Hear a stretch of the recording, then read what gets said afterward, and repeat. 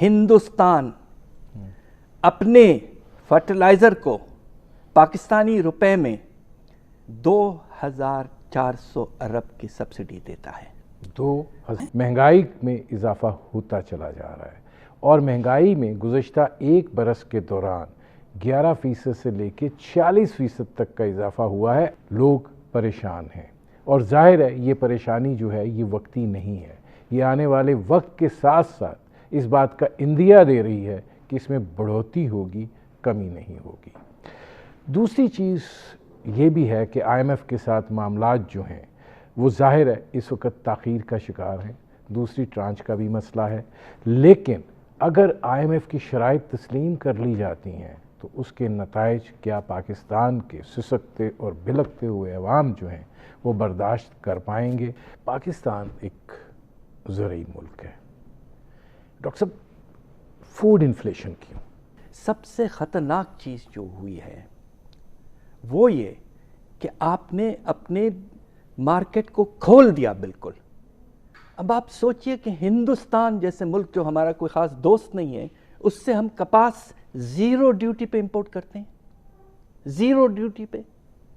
ہندوستان خود اپنے امپورٹ پر 60% لگاتا ہے ڈیوٹی ایگریکلچرل امپورٹس پر، اور ہمارا کل جو امپورٹ ڈیوٹی کا ریٹ ہے سب آئٹم ملا لیں ایگریکلچرل، جس میں پام آئل ہے، ٹی ہے، پالسز ہیں وغیرہ وغیرہ، ٹماٹر ہیں 6%، اور اس میں کپاس 0%. آپ نے اپنے کسان کو ڈیفینڈ ہی نہیں کیا، اس کا خیال ہی نہیں کیا، بس آپ انڈسٹری کی طرف جا رہے ہیں. ایک تو یہ آپ کو ایگریکلچر کو پرائرٹی دینی ہے. فرٹیلائزر کی سبسڈی آپ کو سن کے حیرت ہوگی، ہندوستان اپنے فرٹیلائزر کو پاکستانی روپے میں 2400 ارب کی سبسڈی دیتا ہے. 2400 ارب روپے کی سبسڈی، اور وہاں کی قیمت جو ہے فرٹیلائزر کی ہم سے 45% کم ہے. انہوں نے جتنا خیال کیا ہے فارمر کا، مجھے افسوس سے کہنا پڑتا ہے ہندوستان کے بارے میں، اس کو پروٹیکشن دی، 60% کا ٹیرف لگایا تاکہ اندر باہر سے چیپ امپورٹس نہ آئیں، اندر میں اس کو سبسڈیاں دی. ایسٹ پنجاب اب بہت آگے جا چکا ہے.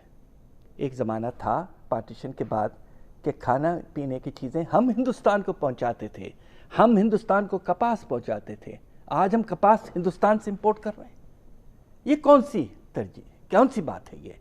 وی have to realise once again جو 90s میں ہم نے ریئلائز کیا تھا کہ آپ کا زرعی شعبہ آپ کی ریڑھ کی ہڈی ہے.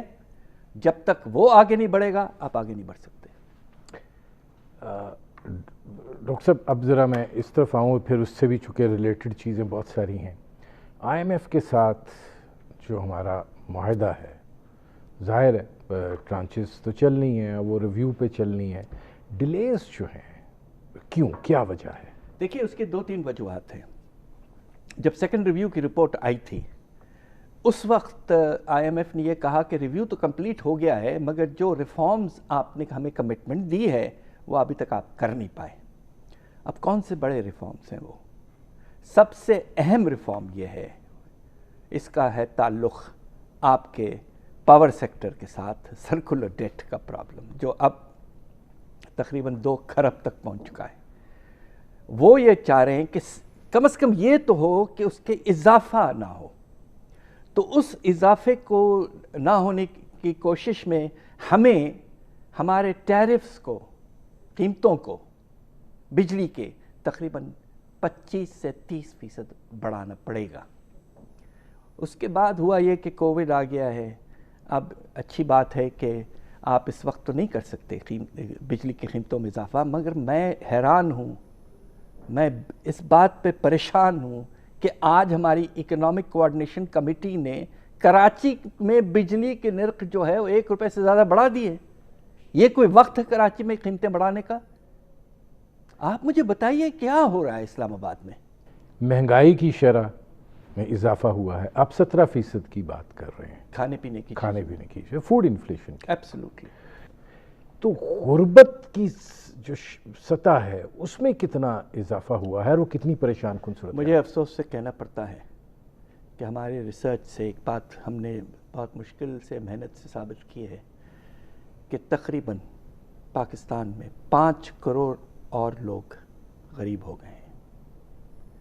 اب آپ سوچئے، یہ بہت بڑا اضافہ ہے، ایسا کبھی ہوا نہیں ہے۔